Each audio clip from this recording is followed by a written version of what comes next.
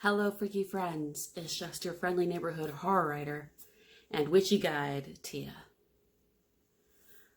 I am taking a break from the witchery series at the moment because there's kind of bigger things going on in the world today. And I wanted to take this moment to reconnect with you and just kind of reconnect with myself and my situation and share a little bit of my life at the moment. Let's just take a deep breath.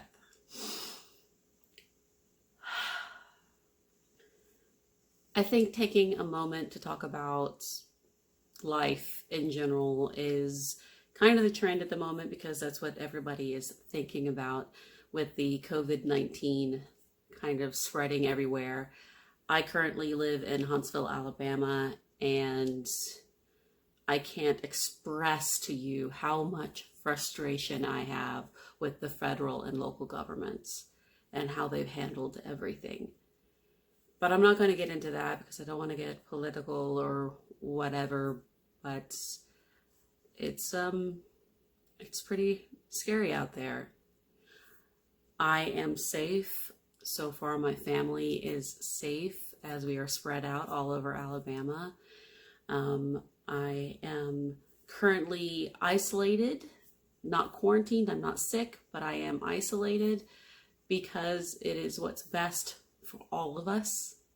And I'm isolated with my SO, my significant other, Shadrone, and my cat, Bastet. It has taken us a little bit of time to find a routine and a rhythm, and Bastet is happily sharing her office, Shad's office, with him, and she's adjusting fairly well. She's enjoying the time at home, and I admit that he and I have kind of are learning each other's habits. I didn't even realize how many habits I had until there was somebody there to kind of get in the way of my hot tea, hot coffee in the morning and my quiet time. It is a lot of adjusting, and he is working from home, so now I have to be quiet. I can't turn up my music really loud and clean my house. But as long as we are all safe, that is what matters, and that Bastet gets all the cuddles and pets that she wants. After all, she is the boss. My schedule really hasn't changed all that much. I took one day a week to do routine errands, meet with friends for lunch, do anything I needed to do that was only open during the week. And then the weekends were saved mainly for spending time with my older son. He doesn't live with us, and spending time with Shad and having date nights and maybe driving out of town to visit my family. So if I look at it, I have 3 extra days a week to get things done inside the house. Yes, I have been writing. I've been getting a lot of writing done on Wendigo Rising. It is the second book in my horror series, The Keenan Chronicles. It follows the Lesser Devil. And it's been flowing pretty good. There's been a few days where it was hard to get my mind on writing because it seems kind of frivolous in this time, especially the genre of horror. It's kind of, it's been a struggle, and according to a lot of my writer friends that are in the horror genre, they're having kind of that same thought process as, is there a place for horror in the way the world is going right now with maybe super volcanoes, almost World War III, COVID virus, you name it. It just, what's funny is that a lot of things that have happened have kind of been ideas that I had in store for the series, and I'm going to have to rethink some things. But again, it's a lot of, where do I fit? Where does my art form fit? And I've kind of come to this conclusion that, at least in my books, the unnamed horror is something that you can at least try to fight. There is a face, there is a thing, but that's not necessarily true for some of my books. At the moment, that's what's giving me peace of mind, is that maybe there's somebody else like me out there that likes watching horror movies when things are too stressful, and likes reading horror novels when your mind can't wrap around what's going on in the real world. So let's fight some werewolves and vampires and demons. You can probably hear the train going by. The trains are still going. They're very loud and they're constant. We're moving something back and forth. See? So again, you know, I think of those people that are like, oh, I would write a novel too because writing novels is easy. I just don't have that kind of time. Well, guess what? Now you have the time. There is no excuse. And for the foreseeable future, you have plenty of time to get that novel done. And the train is still going. Is that a motorcycle? I don't feel very isolated. I do have 15 chapters that are already put down on paper. They're really raw, rough, and ugly chapters, but I just got it out of my head, and I'm able to better work and mold them later on. I have 5 chapters that I have not put down on paper because they're mainly outlines and notes and ideas, but I'll be doing that next week. On a more personal note, I do suffer from anxiety and depression. Oh my God, you're saying a writer has depression and anxiety? Next, you're going to tell me you like to drink.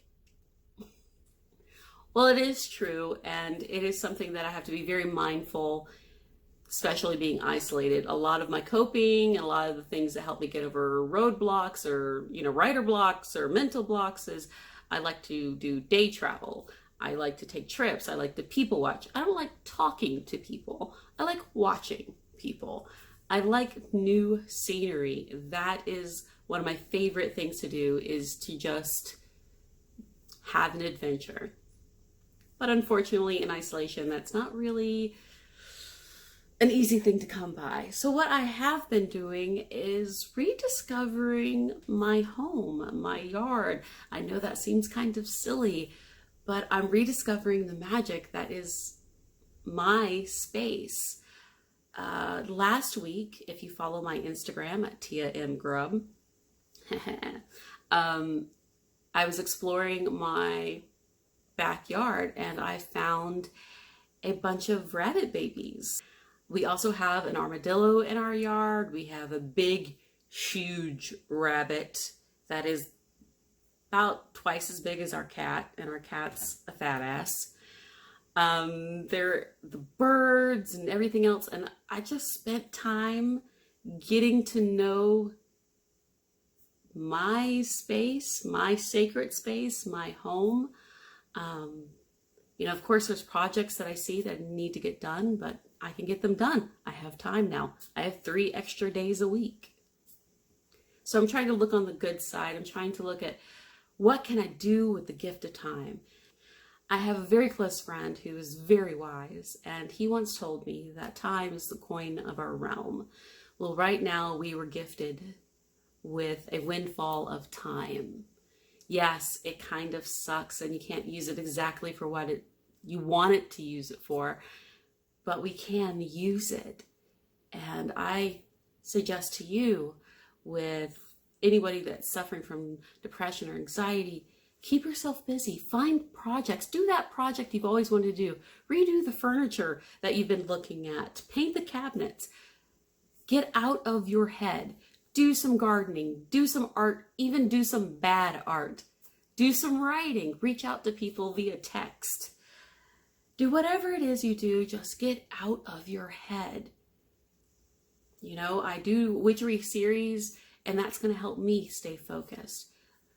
And I am learning new things, and I'm studying new things, and this is the perfect time to do those things. Right now is the perfect time to expand yourself.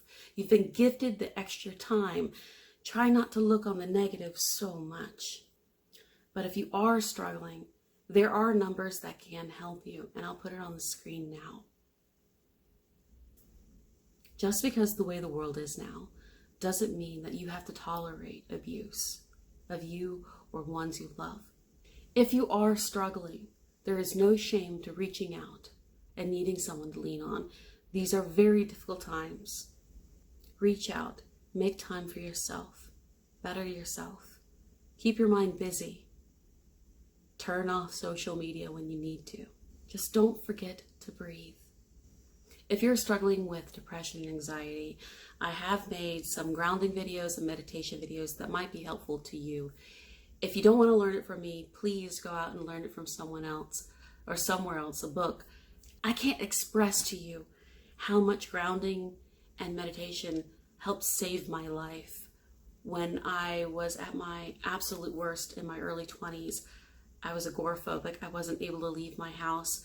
I was down to 90 pounds and I just wasn't able to function until I learned how to center myself and bring pleasant and positive energy and let go of the negative. So again, check out my grounding or meditation, if not mine. There are plenty on YouTube. Try Honest Guys. They have great meditation videos that I use when I can't sleep. Now time for my shameless plug. The Lesser Devil is out. It is a horror novel, first one in my Keening series. It's witches, demons, werewolves, and if you're interested in it, it's ebook, print, and audio. It's available on Amazon, of course. So if you want a little distraction and you have time to read, please give it a read. Tell me what you think. I want to know. I make videos every other Monday. The Witchery series will be continuing. That will be the next video. That will be energy push-pull and energy interpretation. I will be continuing with other vlogs, life vlogs, maybe not so much with the travel vlogs, but my usual videos will be coming out within once every 2 weeks on a Monday, kind of, sort of. I guess I have no excuses. I have to upload every 2 weeks. What else am I doing with my time? If you're interested and curious about me, you can find me on Instagram and Facebook, along with YouTube, at Tia M. Grubb. Don't forget to hit that like button, the bell, and if you have any questions or comments, put it down below. Thank you for watching. Be safe. Take care of yourself. Enjoy the gift of time. Blessed be, my friend.